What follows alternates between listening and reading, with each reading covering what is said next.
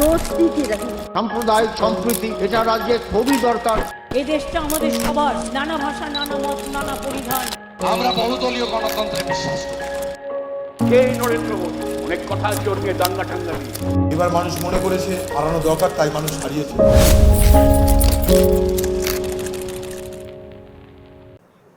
কখনো কখনো বাস্তবতার চেয়ে রহস্য অনেক বেশি শক্তিশালী। আমরা উত্তর খুঁজি, কিন্তু প্রশ্নের জন্ম যেন থামতেই চায় না। 1908 সালের এক সকালে বিশ্বের এক প্রত্যন্ত এবং প্রায় জনমানবহীন অঞ্চল, সাইবেরিয়ার টাঙ্গুস্কা, সেখানে এমন কিছু ঘটেছিল যা পৃথিবীর ইতিহাসে এক অদ্ভুত চিহ্ন রেখে গিয়েছে। একটি বিস্ফোরণ, কিন্তু বিস্ফোরণের স্থানে নেই কোনো গর্ত, নেই কোনো পাথর, নেই কোনো ধাতু।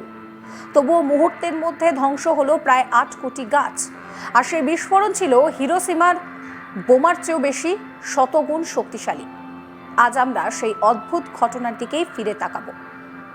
এই ঘটনা এক গভীর অনুসন্ধান, টাঙ্গুস্কা বিস্ফোরণ, যা ছিল ধ্বংসের চেয়েও বড় এক রহস্য। আজকের এই এপিসোডে আপনাদের সঙ্গে রয়েছি আমি অহনা।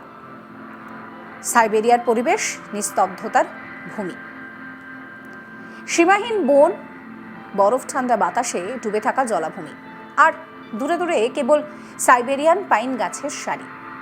বছরের পর বছর পেরিয়ে গেলেও এখানে মানুষের চলাচল নেই বললেই চলে। এই অঞ্চলের বিশেষত্ব হলো বছরে প্রায় 8 মাস তীব্র ঠান্ডা, বিচ্ছিন্ন বাসিন্দা, ঘোড়ায় বা কুকুরের স্লেজ ছাড়া চলার কোনো উপায় নেই। গভীর বনের কারণে সূর্যের আলো পৌঁছাতে এখানে সময় নেয়। ইউরোপের শহরগুলো তখন শিল্প বিপ্লবের আলোয় ঝলমল করছে, কিন্তু সাইবেরিয়ার এই অংশে সময় যেন ভীষণ ধীরে ধীরে গড়াচ্ছে। এই নিস্তব্ধতার ভিতরেই ঘটেছিল মানব ইতিহাসের সবচেয়ে অদ্ভুত বিস্ফোরণ। বিস্ফোরণের সকাল 30 জুন 1908। সকালে পাখিদের মৃদুমন্দ ডাক শোনা যাচ্ছে। স্থানীয় টাঙ্গুস জনগোষ্ঠীর কিছু পরিবার নদীর পাড়ে মাছ ধরতে গিয়েছে। হঠাৎ তারা আকাশে এক অস্বাভাবিক দৃশ্য দেখতে পায়। একটি উজ্জ্বল বল, যেন কোনো নক্ষত্র পৃথিবীর দিকে ধেয়ে আসছে। বেশিরভাগ লোক ভেবেছিল এটি অগ্নিপিণ্ড বা আগুনের ড্রাগন, কারণ তারা কোনোদিন এমন দৃশ্য দেখেননি। বস্তুত দ্রুততার সঙ্গে পর্যবেক্ষকদের মাথার উপর দিয়ে অতিক্রম করে সেটি। এরপরই এক মুহূর্ত নীরবতা, আর তারপর বিশ্ব ইতিহাসের সবচেয়ে প্রবল বায়ুমণ্ডলীয় বিস্ফোরণ। প্রত্যক্ষদর্শীরা এই দেখে কি বলেছিলেন? একজন স্থানীয় শিকারী বলেন যে আকাশ থেকে আগুন নেমে এলো। আলো এত উজ্জ্বল ছিল যে চোখ বন্ধ করে ফেলেছিলাম। তারপর মনে হচ্ছিল আকাশ ফেটে গিয়েছে। আরেকজন বলছেন যে এক প্রবল বাতাসের ধাক্কা আমাকে আর আমার পশুকে কয়েক মিটার ছুঁড়ে ফেলে দিয়েছিল। অনেক প্রত্যক্ষদর্শীদের বর্ণনা কিছুটা এইরকম: প্রথমে আগুনের রেখা, তারপর বিশাল আলোর ঝলক, শেষে ধারাবাহিক বিস্ফোরণ ও কম্পন। বিস্ফোরণের শক্তি এত বেশি ছিল যে ঘোড়া, কুকুর, মানুষ সবাই হাওয়ার দমকে মাটিতে পড়ে যায়। বিস্ফোরণের শক্তি ছিল প্রচণ্ড। বিজ্ঞানীরা হিসেব করে দেখেছেন 10 থেকে 15 মেগাটন টিএনটি সমান শক্তি, অর্থাৎ হিরোশিমার পরমাণু বোমার চেয়ে অন্তত 600 থেকে 1000 গুণ বেশি। ভাবতে পারছেন? যা ঘটেছিল তা হলো বস্তুটি মাটিতে পড়ার আগেই আকাশে বিস্ফোরিত হয়েছিল। ফলে মাটিতে কোনো গর্ত নেই, কোনো ধাতব বস্তু নেই, কিন্তু শক ওয়েভ অত্যন্ত শক্তিশালী এবং তাপীয় বিকিরণ অত্যন্ত তীব্র। অনেকেই বলেন বিস্ফোরণের সময় আকাশের তাপমাত্রা ছিল হাজার হাজার ডিগ্রি সেলসিয়াস। বিশেষজ্ঞদের মতে বিস্ফোরণের মেঘ প্রায় 20 কিলোমিটার উচ্চতা পর্যন্ত উঠেছিল। ক্ষতিগ্রস্ত অঞ্চলের বিবরণটা ঠিক কি? লিওনিদ কুলিক তার অভিযান থেকে নথিভুক্ত করেন 80 মিলিয়ন গাছ এমনভাবে পড়েছিল যেন একদিকে ঝড় বয়ে গিয়েছিল। গাছগুলোর অংশ ছাই হয়ে যায়, কিছু জায়গায় কেবল কালো দাগ ছিল। কেন্দ্র থেকে যত দূরে সরা যায় ক্ষতির ধরন পাল্টায়। সম্পূর্ণ সমতল অঞ্চল, গলে যাওয়া মাটির চিহ্ন, বৃত্তাকার প্যাটার্ন। কেন্দ্রের কাছে দাঁড়ানো কিছু পোড়া গাছ, যেগুলো শক ওয়েভে পড়ে যায়নি কারণ বিস্ফোরণ সরাসরি ওপরে পড়েছিল। এই দৃশ্য আজও বিজ্ঞানীদের আগ্রহের কেন্দ্র। কিন্তু তদন্তে বিলম্ব কেন? 1908 থেকে 1927 পুরো 19টা বছর কোনো বড় বৈজ্ঞানিক গবেষণা হয়নি এই ঘটনাকে নিয়ে। কারণ এলাকা অতি দুর্গম, রাশিয়ার রাজনৈতিক অস্থিরতা, তহবিলের অভাব, যুদ্ধের সময় অগ্রাধিকার কমে যাওয়া, পরিবহনের কঠিনতা, এলাকায় পৌঁছাতে বিজ্ঞানীদের সপ্তাহব্যাপী স্লেজ ব্যবহার করতে হতো। আর শীতকালে যেখানে তাপমাত্রা -50 ডিগ্রি সেলসিয়াস পর্যন্ত নেমে যেত। এবার বলি কুলিক অভিযানের কথা। ঘটনার প্রথম বৈজ্ঞানিক ব্যাখ্যা আসে 1927 সালে লিওনিদ কুলিক নেতৃত্বে প্রথম বড় বৈজ্ঞানিক অভিযান শুরুর মাধ্যমে। কুলিকের দল গিয়ে দেখে বিস্ফোরণের সেখানে কেন্দ্র বলে ধারণা করা যায় এমন একটা স্থান গর্ত শূন্য। এটি তাদেরকে প্রথম হতবাক করে, কারণ তখন সবাই ভেবেছিল যে একটি নিশ্চয়ই বড় গর্ত কোনো উল্কাপিণ্ড পড়ার ফলে তৈরি হবে। তারা গবেষণায় বেশ কিছু জিনিস লক্ষ্য করলেন। গাছ কাটা কিন্তু কোনো ধ্বংসাবশেষ নেই, মাটিতে উচ্চ তাপমাত্রার দাগ, চৌম্বকীয় অস্বাভাবিকতা, বৃত্তাকার ক্ষতির প্যাটার্ন। কুলিক ধারণা করেছিলেন যে মাটির নিচে ধাতব উল্কাপিণ্ডের চিহ্ন থাকবে, কিন্তু খননের পর কিছুই পাওয়া গেল না। এটাই রহস্যকে আরো গভীর করে। প্রথম তত্ত্বের যে জন্ম তা হচ্ছে 1920 থেকে 30 দশকে। এই সময় বেশ কিছু জনপ্রিয় যে তত্ত্ব রয়েছে সেই তত্ত্বগুলো এবার আপনাদেরকে একটু একটু করে বলি। বিশাল বরফধারী ধূমকেতু আঘাত করেছে, পাথরের উল্কাপিণ্ড বায়ুমণ্ডলে বিস্ফোরিত হয়েছে, ধাতব টুকরো বাষ্পীভূত হয়েছে, বিস্ফোরণের কেন্দ্র সেটা জলের নিচে ছিল, অথবা বস্তুটি অত্যন্ত নরম ছিল ফলে মাটিতে পড়ার আগেই ধ্বংস হয়ে যায়। ধীরে ধীরে এয়ার বার্স্ট থিওরি সবচেয়ে গ্রহণযোগ্য। আধুনিক গবেষণা এবং উপগ্রহের কি বিশ্লেষণ রয়েছে? 21 শতকে বিজ্ঞানীরা উন্নত প্রযুক্তি দিয়ে তথ্য বিশ্লেষণ করা এবং সংগ্রহ করা শুরু করেন। লিডার স্ক্যান, উপগ্রহ মানচিত্র, মাটি বিশ্লেষণ সব মিলিয়ে তারা যে সিদ্ধান্তে পৌঁছালেন যে একটি প্রায় 50 থেকে 60 মিটার আকারের ধূমকেতু, বেগ ছিল ঘন্টায় 50 থেকে 60 হাজার কিলোমিটার, বায়ুমণ্ডলে ঘর্ষণে গরমে ভেঙে যায়, 8 থেকে 10 কিলোমিটার উচ্চতায় বিস্ফোরিত হয়। বিস্ফোরণের শক্তি মাটিতে পৌঁছানোর আগেই চারদিকে ছড়িয়ে পড়ে, তাই গর্ত নেই। ক্ষুদ্র কণার কিছু নমুনা পাওয়া গিয়েছে যাতে মহাজাগতিক উপাদানের উপস্থিতি চিহ্নিত করা হয়েছে। বিকল্প রহস্যময় তত্ত্ব কি রয়েছে? বিজ্ঞান হলো সম্ভাবনার শিল্প, আর রহস্য যত বড় ততই কৌতূহলে ভরা। এখানেও তার ব্যতিক্রম কিছু নয়। সামনে আসছে ব্ল্যাক হোল থিওরি। একটি ক্ষুদ্র ব্ল্যাক হোল পৃথিবীর মধ্যে দিয়ে চলে গিয়েছে, বহু পদার্থবিদ এটি অস্বীকার করেছেন। অ্যান্টি ম্যাটার বিস্ফোরণ। যদি কোনো অ্যান্টি ম্যাটার বস্তু পৃথিবীর সঙ্গে সংঘর্ষ করত তাহলে বিস্ফোরণ হতো, কিন্তু প্রমাণ পাওয়া যেত যা পাওয়া যায়নি। নিকোলা টেসলার ডেথ রে।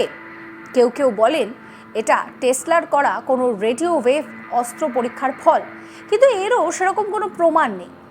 পৃথিবীর নিজের গ্যাস বিস্ফোরণ, মিথেন বিস্ফোরণের ধারণা, কিন্তু বিজ্ঞানীরা বলছেন যে এত বিস্ফোরক শক্তি সম্ভব নয়। এইসব তত্ত্ব বিজ্ঞান চর্চায় মজার রং যোগ করে, কিন্তু গ্রহণযোগ্যতা কম। পৃথিবীর নিরাপত্তা এবং ভবিষ্যৎ সম্ভাব্য হুমকি কি রয়েছে এর নেপথ্যে? টাঙ্গুস্কা বিপর্যয় আমাদের মনে করিয়ে দেয় পৃথিবীর দিকে প্রতিনিয়ত ছোট বড় প্রচুর ধূমকেতু আসছে। তার মধ্যে মাত্র একটি যদি বসতি এলাকায় আঘাত করত, ক্ষতি অপরিকল্পনীয় হতো। এই কারণেই পৃথিবীর স্পেস এজেন্সি কাজ করছে। নিয়ার আর্থ অবজেক্টের কি পর্যবেক্ষণ রয়েছে? সম্ভাব্য হুমকি শনাক্ত, ভবিষ্যতে যাতে এক্ষেত্রে এই ধরনের রিঅ্যাক্টেড প্রযুক্তি ব্যবহার করা যায়, প্ল্যানেটারি ডিফেন্স সিস্টেম ইত্যাদি। টাঙ্গুস্কা আমাদের মহাজাগতিক ঝুঁকির প্রতি প্রথম সতর্কতার সংহার। 1908 সালের সেই গ্রীষ্মের সকাল আমাদের বুঝিয়ে দেয় মহাবিশ্ব বিশাল, আর পৃথিবী তার সামনে ছোট্ট একটি নীলবিন্দু। এটি ছোট পাথুরে বস্তু মুহূর্তের মধ্যেই কোটি কোটি গাছ মাটিতে ফেলে দিতে পারে, একটি শহরকে নিশ্চিহ্ন করে দিতে পারে। টাঙ্গুস্কা বিস্ফোরণ বিজ্ঞানীদেরকে শিক্ষা দিয়েছে রহস্য মানে ভয় নয়, বরং অনুসন্ধান। আর এই অনুসন্ধানই মানুষকে মহাজাগতিক বিপদ থেকে বাঁচতে সাহায্য করবে। এখনো সেই অরণ্যে দাঁড়ালে মনে হয় এক বিশাল শক্তি এখানে নেমে এসেছিল আর পৃথিবীকে দেখিয়েছিল তার দুর্বলতা। আর আমরা আজও খুঁজে চলেছি যে সেদিন ঠিক কি ঘটেছিল। ভাবতে পারছেন? মস্কো থেকে হাজার খানেক মাইল পূর্বে উত্তরের আর্কটিক সাগর থেকে শুরু করে দক্ষিণে মঙ্গোলীয় পর্যন্ত বিস্তৃত, উড়াল থেকে মাঞ্চুরিয়ার দিকে এক জনবহুল জায়গা। এই অঞ্চলটি আসলে আয়তনে পুরো পশ্চিম ইউরোপের থেকেও বড়। এই একাকী প্রান্তরের কেন্দ্রেই রয়েছে এই টাঙ্গুস্কা নদের গুপ্ত উপত্যকা। এই নদীর নামকরণ করা হয়েছে টাঙ্গাস জনগোষ্ঠীর নামে। প্রায় 50,000 একরের একটি বন রয়েছে এখানে, যে বনে গ্রীষ্মের দিনগুলোতে অগণিত পাইন গাছের মাঝে চড়ে বেড়ায় বলগা হরিণের দল।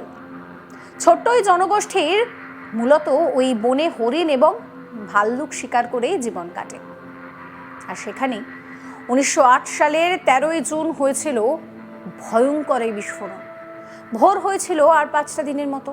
নীল আকাশ রোদ ঝলমলে, কোথাও মেঘের ছিটে ফোঁটা ছিল না। প্রাতরাশ করে সকাল 7:15টার দিকে সার্গেই সেমানভ, পেশায় যিনি একজন কৃষক, বাড়ির সামনে সিঁড়ির ধাপে বসে জিরিয়ে নিচ্ছিলেন। এমন সময় আকাশের বুকে ভয়াবহ এই বিস্ফোরণের ঘটনা ঘটেছিল। পরবর্তীতে তিনি বিজ্ঞানীদের জানিয়েছিলেন ওই বিস্ফোরণের ফলে উৎপন্ন আগুনের গোলা এত ভয়াবহ রকমের উজ্জ্বল হয়ে উঠেছিল যে সূর্যকে মনে হচ্ছিল অন্ধকারে ঢাকা পড়ে গিয়েছে। আর ওই বিস্ফোরণের সময়ে উৎপন্ন উত্তাপের কথা বলতে গিয়ে তিনি বলেছেন, মনে হচ্ছিল যেন আমার শার্ট একেবারে শরীরের ওপর থেকে যেন ঝলসে যাচ্ছে। এমনকি ওই উত্তাপে তার এক প্রতিবেশীর রূপোর প্লেট, কাঁটা চামচ ইত্যাদি নাকি গলে গিয়েছিল।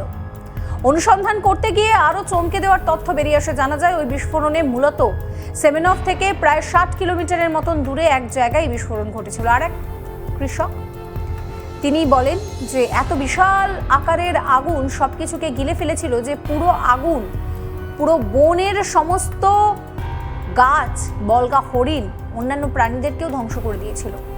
তিনি এরই সঙ্গে বেশ কিছু প্রতিবেশীকে নিয়ে অনুসন্ধান করতে বেরিয়েছিলেন। কিছু পুড়ে যাওয়া হরিণের লাশের অবশিষ্টাংশ ছাড়া আর কিছুই ছিল না। রাতারাতি যেন সবকিছু নেই হয়ে গিয়েছিল। অসম্ভব উজ্জ্বল ওই আগুনের গোলা মুহূর্তের মধ্যে দক্ষিণ পূর্ব দিক থেকে ছুটে এসে উত্তর পশ্চিমে এসেছিল। পৃথিবী জুড়ে পাওয়া গিয়েছে ভূমিকম্পের তরঙ্গ, আর বায়ুমণ্ডলের মাঝে চাপ তরঙ্গ ছড়িয়ে পড়েছে, ছাড়িয়ে গিয়েছে রাশিয়া ও ইউরোপকেও। 800 কিলোমিটার দূরের এই বিস্ফোরণ ছিল দৃশ্যমান। এই ঘটনার সময় ঘটনাস্থল থেকে হিসেব করলে পৃথিবীর ব্যাসের মোটামুটি 1/4 দূরে অবস্থিত লন্ডনে সেদিন এত আগে দিন শুরু হয়েছিল যে মধ্যরাতের আকাশ দেখে মনে হচ্ছিল আসন্ন বিকেল। তুলনা করতে গেলে বলতেই হয়, ঘটনাটি যদি আমেরিকার শিকাগোতে ঘটতো, এর আলো পেনসিলভেনিয়া, টেনেসি এবং টরন্টো থেকেও দেখা যেত। ইস্ট কোস্টে দাঁড়ালে কিংবা আটলান্টা যতটুকু দক্ষিণে, সেখানে কিংবা পশ্চিম রকি পর্বত পর্যন্ত এর গর্জন শোনা যেত এবং সবকিছু স্বাভাবিক হতে লেগে যেত 2 মাস। আর এই বিস্ফোরণ সেদিন বায়ুমণ্ডলে, স্ট্র্যাটোস্ফিয়ারে এত বেশি ধোঁয়া আর ধুলো ছুড়ে দিয়েছিল যে বিশ্বের সবচেয়ে উজ্জ্বল অংশেও পৃথিবীর ছায়ায় সূর্যের আলো ঢাকা পড়ে গিয়েছিল। এই এপিসোড আপনাদের কেমন লাগলো? এই রহস্যে ঘেরা বিস্ফোরণ আপনাদের কেমন লাগলো? অবশ্যই কমেন্ট করে জানাবেন। কমেন্ট সেকশন খোলা রয়েছে আপনাদের জন্য। এইরকম ষড়যন্ত্র সমস্ত কন্টেন্টের পাশাপাশি রাজ্য, রাজনীতি বা দেশ দুনিয়ার খবর জানার জন্য আপনাদের নজর থাকুক আজ তাক বাংলায়। চ্যানেলটিকে সাবস্ক্রাইব করতে ভুলবেন না। हमारी नीति हमेशा दोस्ती की रही। সাম্প্রদায়িক সম্প্রীতি এটা রাজ্যে খুবই দরকার। এই দেশটা আমাদের সবার, নানা ভাষা, নানা মত, নানা পরিধান। আমরা বহুদলীয় গণতন্ত্রে বিশ্বাস করি। কে নরেন্দ্র মোদী? অনেক কথা জোর নিয়ে দাঙ্গা টাঙ্গা দিয়ে এবার মানুষ মনে করেছে হারানো দরকার, তাই মানুষ হারিয়েছে।